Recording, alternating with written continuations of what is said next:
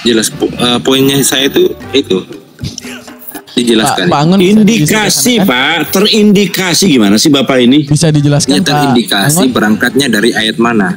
Ya itu dua-duanya tadi. Sama-sama menurunkan loh Pak kayak. Nah ini jalur indikasinya. Fa innahu nazzalahu. Nah, ini namanya fi'il muta'addi yang melibatkan. Nah, di sini ada nazzalahu juga Ruhul Kudus mir rabbika bil haq litubayyinal lazina amanu. Artinya apa? Jibril menurunkannya Al-Qur'an.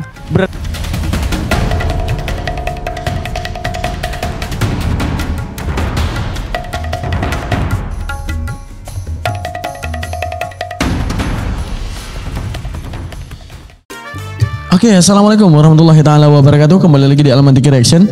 Nah, kita akan melihat perdebatan Bang Daman dengan seorang Kristen yang mencoba mempertanyakan Al-Quran. Dia mengintuisikan bahwa Al-Quran itu mencuri kata-kata Roh Kudus daripada Bible. Ini gimana nih ceritanya teman-teman? Ruhul Kudus terkenal dalam Al-Quran karena itu bahasa Arab, diambil pada kata Qadasa. Oke? Dan mereka berani mengklaim bahwa kita yang nyolong. Padahal tersemat di dalam kitab mereka. Yang Indonesia masalahnya. Di kitab Bible versi di luar Bible Indonesia, katanya Holy Spirit, nggak ada Roh Kudus. Dan kita yang di Indonesia punya Al-Quran yang menyemat kata Roh Kudus, kita dibilang mencuri. Ini yang hulul siapa sebenarnya? Dan inilah kebiasaan Oten. Di dalam perdebatan ini kita akan melihat bagaimana Oten bertanya, kita menjawab dengan benar, mereka yang emosi. Mari kita saksikan videonya. Ini kebiasaan Oten guys, ditanya, kalau udah dijawab mereka emosi, nggak mau terima jawaban. Kan aneh, jadi nggak main nanya kalau nggak mau terima jawaban kan? Wah, selamat malam ini selamat malam. Bang Daman, Pak Angon. Ya, selamat malam. Mohon maaf, identitasnya Islam Kristen Bang? Kristen. Oke, ada yang mau ditanggapi atau ditanyakan boleh dulu, nggak apa-apa. Oh iya. Jadi gini, saya mau bertanya ini, Bang Daman, Pak Angon. Siap. Soalnya udah keliling sih, jadi saya juga saya mau bertanya ini ya. Coba ini tentang mengenai kitabnya Bang Daman dengan Pak Angon ya. Apapun itu. Oke. Siap. Silakan. Bang, coba Daman bisa baca di Al-Baqarah ayat 97 bisa nggak? Oke, Al-Baqarah 97. Bentar ya, terbuka ya. Ya. Ini saya bawakan 2 ayat ya. Kemudian saya bertanya. Oke. Langsung 2 ayatnya biar saya teliti ayatnya. 97 sama satu lagi yang mau dibawa yang mana? Satu di surah 16 atau An-Nahl ayat 102. Oke, An-Nahl 102 ya. Betul.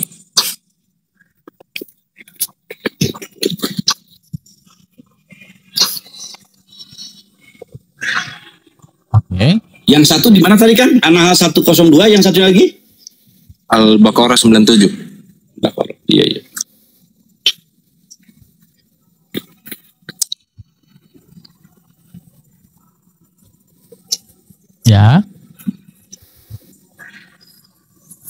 Ya. Ya udah dibaca ayatnya, sudah. Ya, silakan. Polemiknya di mana? Bukan polemik, tenang. Jadi 2 ayat itu kan di situ menjelaskan tentang yang menyampaikan wahyu kepada baginda kan? Kita lihat dulu, benar? Kan, Oke. Di Al-Baqarah itu kan disebutkan di situ kan Jibril. Tetapi di An-Nahl itu kan Ruhul Kudus.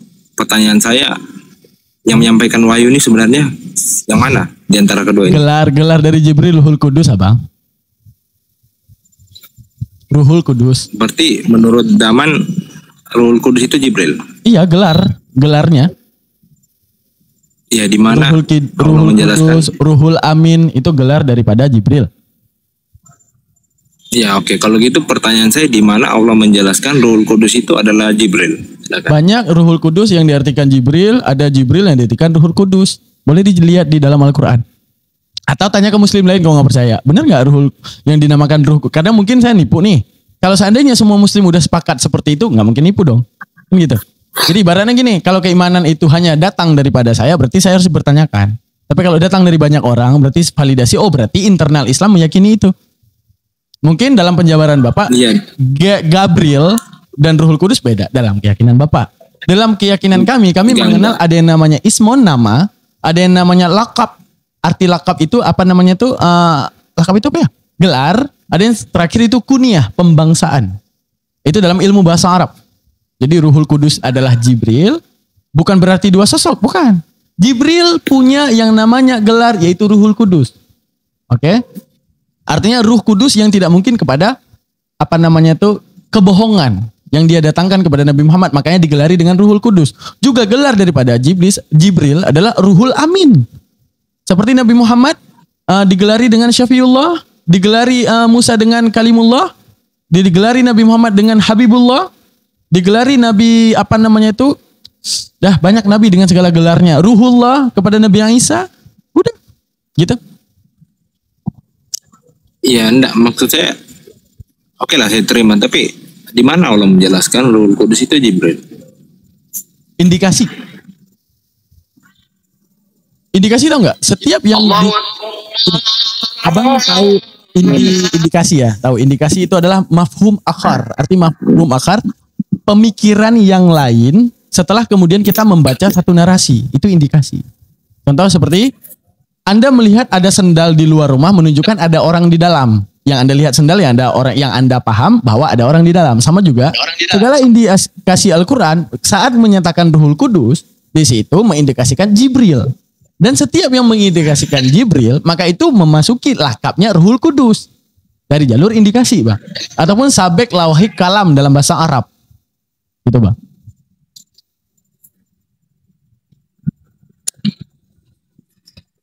Pertama, ya udah kalau mau dibawa dari ayatnya, oke, saya jelaskan. Pertama, Qul.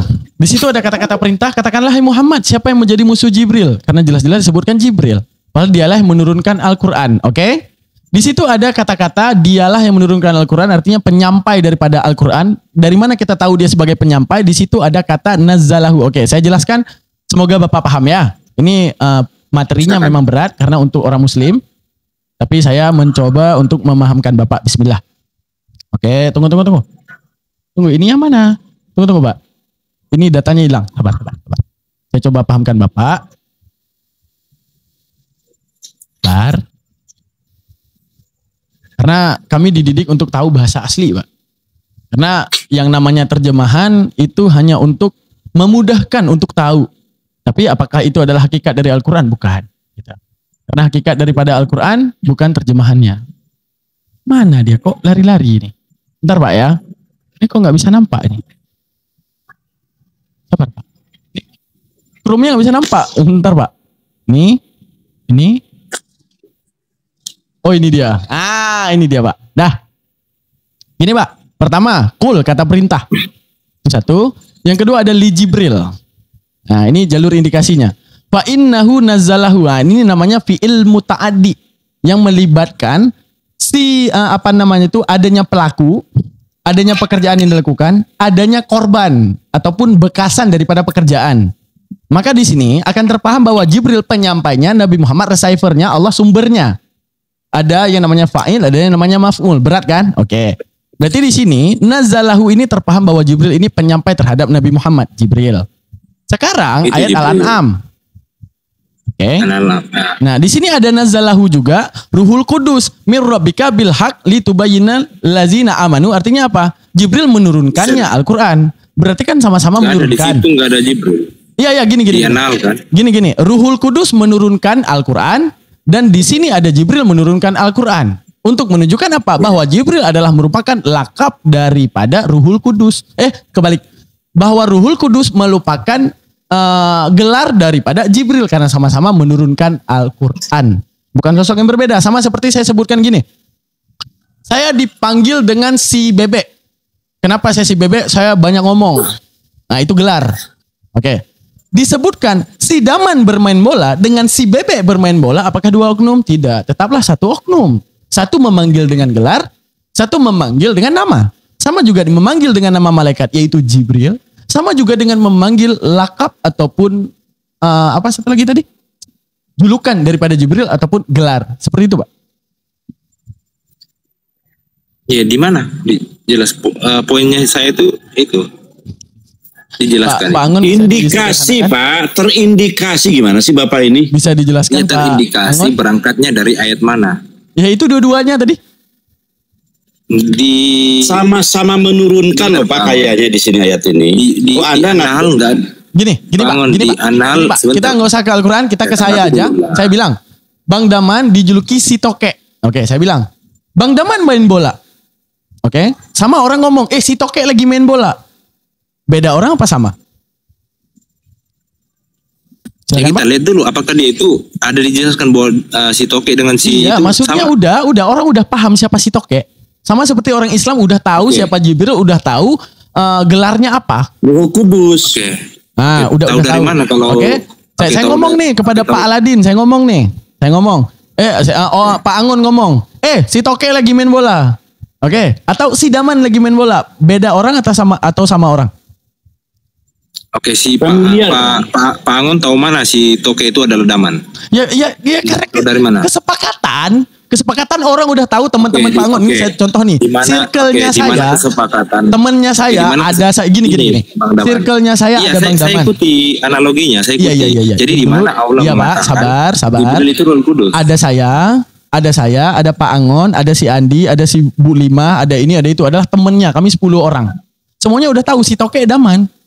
Oke, semuanya udah tahu. Sama seperti seluruh orang Islam udah tahu Ruhul Kudus adalah Jibril. Jadi ketika disebutkan Ruhul Kudus, udah paham berarti Jibril. Ketika disebutin Jibril, udah paham adalah Ruhul Kudus, gelarnya. Sama seperti tadi.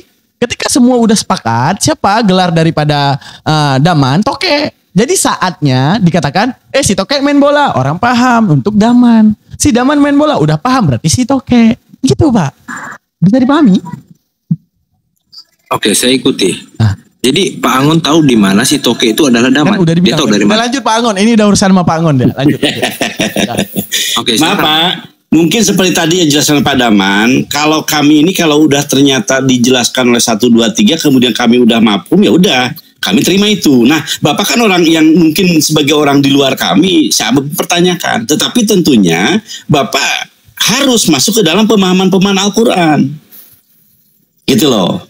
Karena Bapak orang Jawa, Bapak tahu mempertanyakan di mana kan gitu. Tetapi tentunya ketika kata ganti atau kata jabatan atau gelar tadi, ya ini yang diberikan. Dan pemberian gelar itu sendiri ternyata berulang-ulang kan. Kata Ruhul Kudus yang saya dapatkan itu ada 10 kata yang sama dan 4 kata untuk untuk Kudus dulu ya. 10 kata yang sama dan 4 kata yang kemudian serupa. Di Sementara An-Nahl kata tadi- Kudus di An-Nahl ada Ruhulnya Jibril nggak? ada 42 Kang. Di An-Nahl tadi ada Jibril nggak? Ini nggak ada kan Baik. gelarnya disebutin pakai gelar. Nggak ada kan? Di An-Nahl nggak ada kan Jibril? Coba saya baca dulu Al-Baqarah dulu sebentar ya. Saya baca dulu Al-Baqarah. Bangun. Barang siapa yang menjadi musuh Jibril, maka Jibril itu telah menurunkan Al-Quran. Dari sekian perdebatan, maka kesimpulan yang harus kita ambil bahwa itulah mereka. Setelah kemudian mereka mempertanyakan, mereka nggak mau terima jawaban. Padahal jelas-jelas kita udah kasih tahu jawabannya, tapi mereka masih ngeyel. Karena gini, penyebutan secara julukan itu sering terjadi di dalam bahasa manapun, termasuk Indonesia juga ada hal yang seperti itu kan. Misalnya kayak kita nyebutin teman kita, si keren lagi datang. Apakah si keren itu adalah dia? Iya. Atau kita menyebutkan si Usman lagi datang, bisa. Siapa si Usman? Si keren. Si keren siapa? Si Usman. Berarti menunjukkan apa? Pemanggilan kita ada yang pemanggilan secara lakap ataupun julukan. Ada juga pemanggilan secara nama. Ya kan? Sekarang gini. Ketika kita menyebutkan kata presiden, terpaham nggak kepada Pak Prabowo? Iya. Ketika kita sebutin Pak Prabowo, terpaham nggak kepada presiden? Iya. Itu namanya indikasi akal. Sama seperti disebut Roh Kudus. Siapa Roh Kudus? Ya udah, Jibril. Siapa Jibril? Ya Roh Kudus. Kenapa Bang? Kenapa kita bisa mengatakan Jibril adalah Roh Kudus adalah Jibril? Karena setiap narasi Jibril akan dinarasikan dengan indikasi penyampaian wahyu. Dan ketika disebutkan Ruhul Amin ataupun Ruhul Kudus, juga diindikasikan kepada penyampai wahyu. Berarti terambillah kesimpulan daripada segelintir indikasi bahwa Ruhul Kudus adalah gelar daripada Jibril. Adalah gelar daripada Jibril tersebut. Sama seperti kita mengatakan, saat kita menyebutkan Pak Prabowo, dengan segudang indikasi terhadap bahwa beliau pemimpin negara. Berarti terambillah kesimpulan bahwa beliau presiden. Dan saat kita menyebutkan Pak Prabowo, kita menyebutkan presiden, maka akan terwujudkan narasi bahwa beliau adalah sebagai pemimpin satu daerah dan wilayah dan negara yang mengatur semuanya, maka akan terpaham kepada presiden. Maka dua indikasi daripada Prabowo dan presiden dan kata-kata presiden, maka apakah merujuk kepada hal yang berbeda? Tidak, pada hal yang satu. Menunjukkan apa? Satu gelarnya ataupun satu fungsionalnya, dan satu adalah merupakan hakikat daripada nama orangnya yang bergelar demikian. Sama juga seperti Jibril dan Ruhul Kudus. Dari mana kita tahu Jibril adalah Ruh Kudus? Ya, segelintir daripada jalur indikasi yang diberitahukan oleh Al-Quran. Dan saat kita berpikir, tidak mungkin Ruh Kudus ini bukan Jibril, karena jalur indikasinya ke arah Jibril. Dan saat kita melihat Jibril, jalur indikasinya ke arah Roh Kudus. Enggak mungkin ini berbeda. Maka akan menunjukkan ini adalah satunya julukan, satunya adalah nama. Tapi kemudian kita sudah melihat dalam perdebatan itu, itulah yang dinamakan dengan oten. Mereka tidak akan pernah mau menerima kebenaran. Mereka akan selalu berada dalam kesesatan, karena itu yang mereka mau, karena itu yang mereka minta. Ya kalau mereka udah minta itu, ya iyain aja deh. Sekarang kita bahas daripada agama mereka. Misalnya dalam Old New Testament dan New Testament, di mana dulunya tertulis dengan Holy Ghost. Holy Ghost, guys. Ya itu data Vatikan. Terus diganti menjadi Holy Spirit. Kenapa nggak diganti jadi Ruhul Kudus? Karena nggak ada. Digantinya jadi Holy Spirit. Ketika kemudian diganti Holy Spirit dan itu berada di Indo, jadinya Roh Kudus. Dari mana? Dari Arab. Kan aneh. Bahasa Arab merupakan identitas daripada bahasa kitab suci satu agama, yaitu Islam. Mereka mengambil. Berarti menunjukkan apa? Mereka seakan ingin mewujudkan bahwa kitab kami bahasa aslinya nggak bagus. Jadi izinin kami ngambil bahasa asli kitab Anda. Itu apa gimana? Yang berusaha mereka wujudin apa sih sebenarnya? Yang berusaha mereka mau apa sih sebenarnya? Kan aneh ya teman-teman. Kalau maksudnya najis gitu bahasa kitab sendiri apa gimana sehingga menggunakan bahasa kitab orang lain dan dipalingkan maknanya menjadi merpati ya dan jadi Tuhan. Ini namanya ngajar ya guys ya. Oke, seperti itulah. Terima kasih banyak. Jazakallah. Jangan lupa subscribe, like, dan komen. Jangan lupa titipkan komentar. Jangan lupa selalu bersama Al-Mantiki Reaction dengan ilmu-ilmu yang menarik seputar logika. Assalamualaikum warahmatullahi wabarakatuh.